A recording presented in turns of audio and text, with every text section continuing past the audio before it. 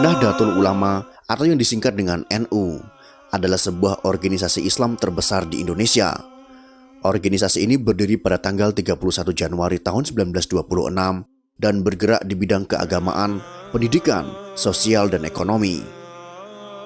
Pendirian NU digagas para kiai ternama dari Jawa Timur, Madura, Jawa Tengah, dan Jawa Barat yang menggelar pertemuan di kediaman Kiai Haji Wahab Hasbullah di Surabaya.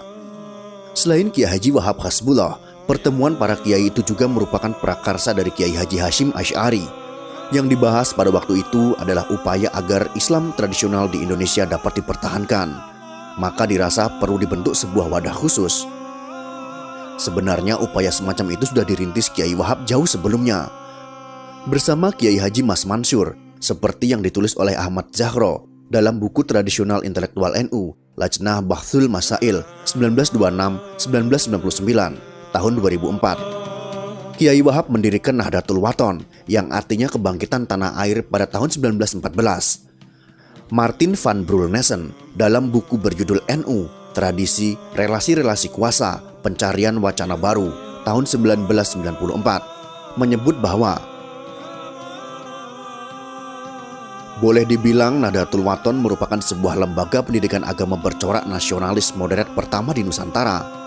Sebagai catatan, Nahdlatul Wathon versi Kiai Wahab dan Kiai Mas Mansur ini berbeda dengan lembaga bernama serupa yang didirikan Tuan Guru Kiai Haji Tengku Muhammad Zainuddin Abdul Majid di Lombok, Nusa Tenggara Timur pada tahun 1953. Kehadiran NU merupakan salah satu upaya melembagakan wawasan tradisi keagamaan yang dianut jauh sebelumnya, yaitu paham Ahlus Sunnah wal Jamaah.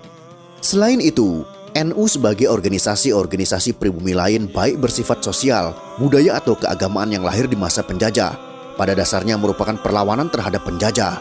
Hal ini didasarkan berdirinya NU dipengaruhi kondisi politik dalam dan luar negeri, sekaligus merupakan kebangkitan kesadaran politik yang ditampakkan dalam wujud gerakan organisasi dalam menjawab kepentingan nasional dan dunia Islam pada umumnya.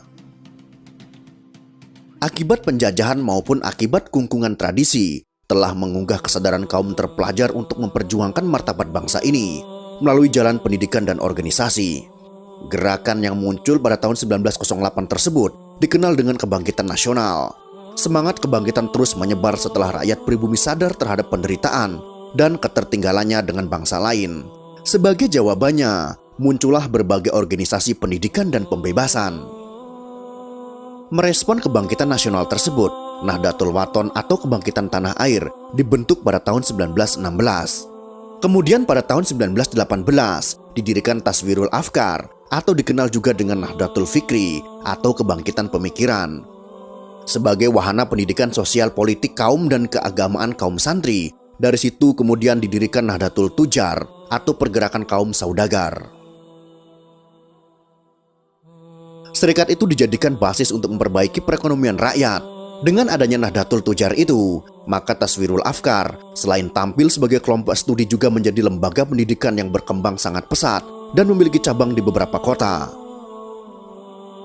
Berangkat dari munculnya berbagai macam komite dan organisasi yang bersifat embrional dan ad hoc, maka setelah itu dirasa perlu untuk membentuk organisasi yang lebih mencangkup dan lebih sistematis untuk mengantisipasi perkembangan zaman.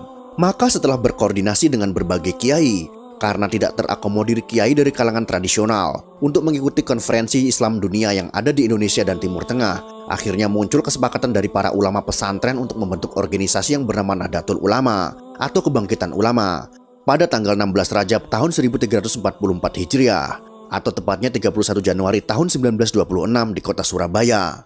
Organisasi ini dipimpin oleh Kiai Haji Hashim Asy'ari sebagai Rais Akbar.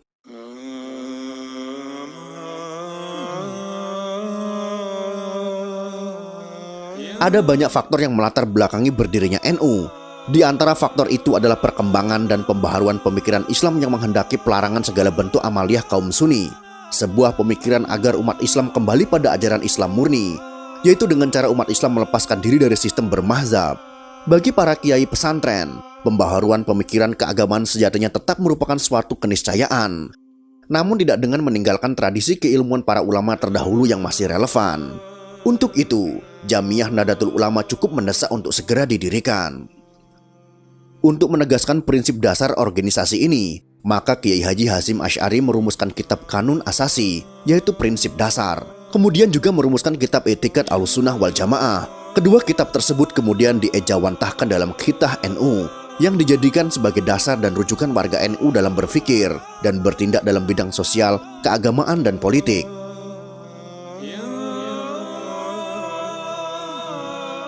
NU menganut faham Ahlussunnah wal Jamaah, merupakan sebuah pola pikir yang mengambil jalan tengah antara ekstrem akli atau rasionalis dengan kaum ekstrem nakli atau skripturalis. Karena itu sumber hukum Islam bagi NU tidak hanya Al-Quran dan Sunnah, tetapi juga menggunakan kemampuan akal ditambah dengan realitas empirik. Cara berpikir seperti itu dirujuk dari pemikir terdahulu, seperti Abu Al-Hasan Al-Asy'ari dan Abu Mansur Al-Maturidi dalam bidang teologi atau tauhid atau ketuhanan. Kemudian dalam bidang fikih, lebih cenderung mengikuti mazhab Imam Syafi'i dan mengakui 3 mazhab yang lain, Imam Hanafi, Imam Maliki, dan Imam Hambali, sebagaimana yang tergambar dalam lambang NU berbintang 4 di bawah. Sementara dalam bidang tasawuf, mengembangkan metode Al-Ghazali dan Syekh Junaid Al-Baghdadi yang mengintegrasikan antara tasawuf dengan syariat. Gagasan kembali ke Khitah pada tahun 1984 merupakan momentum penting untuk menafsirkan kembali ajaran Ahlussunnah wal Jamaah serta merumuskan kembali metode berpikir, baik dalam bidang fikih maupun sosial, serta merumuskan kembali hubungan NU dengan negara. Gerakan tersebut berhasil kembali membangkitkan gairah pemikiran dan dinamika sosial dalam NU. Dalam mendukung basis pendukung atau warga NU, ada beberapa istilah yang perlu diperjelas, yaitu anggota, pendukung atau simpatisan, serta muslim tradisionalis yang sepaham dengan NU. Jika istilah warga disamakan dengan istilah anggota, maka sampai hari ini tidak ada satu dokumen resmi pun yang bisa dirujuk untuk itu. Hal ini karena sampai saat ini tidak ada upaya serius di tubuh NU di tingkat apapun untuk mengelola keanggotaannya. Apabila dilihat dari segi pendukung atau simpatisan, ada 2 cara melihatnya. Dari segi politik, bisa dilihat dari jumlah perolehan suara partai-partai yang berbasis atau diasosiasikan dengan NU seperti PKB, PNU, PKU, Partai Sunni, dan sebagian dari P3. Sedangkan dari segi paham keagamaan, maka bisa dilihat dari jumlah orang yang mendukung dan mengikuti paham keagamaan NU. Maka dalam hal ini bisa merujuk dari hasil penelitian Saiful Mujani pada tahun 2002, yaitu berkisar 48% dari Muslim santri Indonesia. Suwadi Asy'ari memperkirakan ada sekitar 51 juta dari Muslim santri Indonesia dapat dikatakan pendukung atau pengikut paham keagamaan NU. Jumlah keseluruhan Muslim santri yang disebut sampai 80 juta atau lebih merupakan mereka yang sama paham keagamaannya dengan paham keagamaan NU. Namun belum tentu mereka ini semuanya warga NU atau mau disebut berafiliasi dengan NU. Berdasarkan lokasi dan karakteristiknya, mayoritas pengikut NU terdapat di Pulau Jawa, Kalimantan, Sulawesi, dan Sumatera. Pada perkembangan terakhir terlihat bahwa pengikut NU mempunyai profesi beragam. Meskipun sebagian besar di antara mereka adalah rakyat jelata, baik di perkotaan maupun di pedesaan, mereka memiliki kohesivitas yang tinggi karena secara sosial ekonomi memiliki problem yang sama, serta selain itu juga sama-sama sangat menjiwai ajaran Ahlussunnah wal Jamaah. Pada umumnya mereka memiliki ikatan cukup kuat dengan dunia pesantren yang merupakan pusat pendidikan rakyat dan cagar budaya NU. Basis pendukung NU ini cenderung mengalami pergeseran. Sejalan dengan pembangunan dan perkembangan industrialisasi, maka penduduk NU di desa banyak yang bermigrasi ke kota, memasuki sektor industri. Maka kalau selama ini basis NU lebih kuat di sektor petani di pedesaan, maka saat ini di sektor buruh di perkotaan juga cukup dominan.